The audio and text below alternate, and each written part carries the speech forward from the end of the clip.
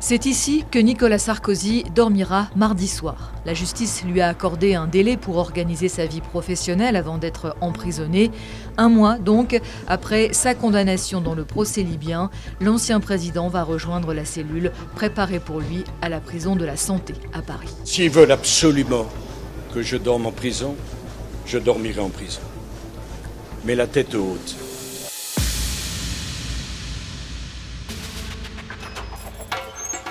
La Santé possède ce qu'on appelle un quartier vulnérable, c'est-à-dire réservé aux personnalités dont la sécurité pourrait être menacée par le contact avec les autres détenus et qui sont donc seuls dans leur cellule.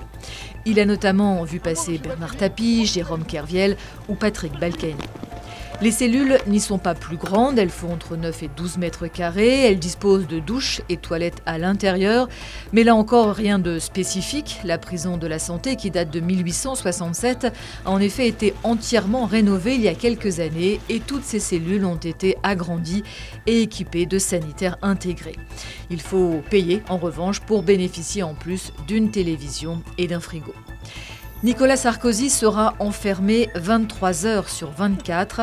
Il aura droit à 3 parloirs par semaine et au même temps de promenade que les autres détenus, sauf qu'il bénéficiera d'une surveillance accrue. Le cas de l'ancien président est même si particulier qu'il pourrait être placé à l'isolement pour lui assurer un maximum de protection. Dans ce cas, il sera dans une cellule identique à celle du quartier vulnérable, mais il n'aura absolument aucun contact avec les autres détenus. Bien sûr, c'est une épreuve.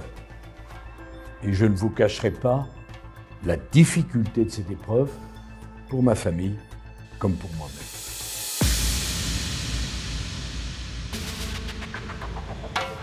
Dès son entrée en prison, Nicolas Sarkozy pourra déposer une demande de remise en liberté. Et la Cour d'appel aura 2 mois maximum pour statuer sur cette demande, en évaluant notamment les risques de fuite, de concertation avec les autres prévenus et témoins et de récidive.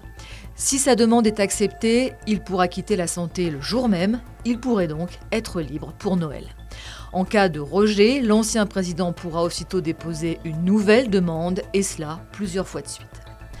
En revanche, bien qu'étant désormais âgé de plus de 70 ans, il ne peut pas demander à bénéficier d'une libération conditionnelle, car cette mesure ne s'applique qu'aux personnes définitivement condamnées. Or, dans le dossier du financement libyen de sa campagne de 2007, qui lui vaut cette incarcération, la peine de Nicolas Sarkozy n'est pas définitive.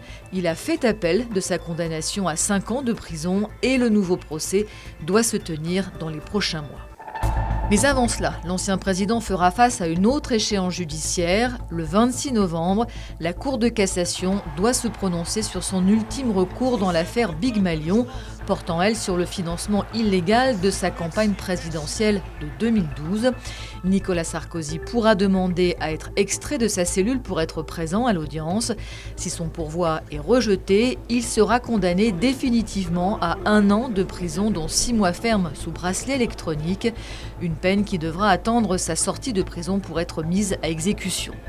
Nicolas Sarkozy a déjà porté un bracelet électronique cette année dans le cadre d'une 3e affaire, celle des écoutes ou affaire Bismuth. C'était une première pour un ancien président, en attendant cette autre première qu'est son incarcération ce 21 octobre.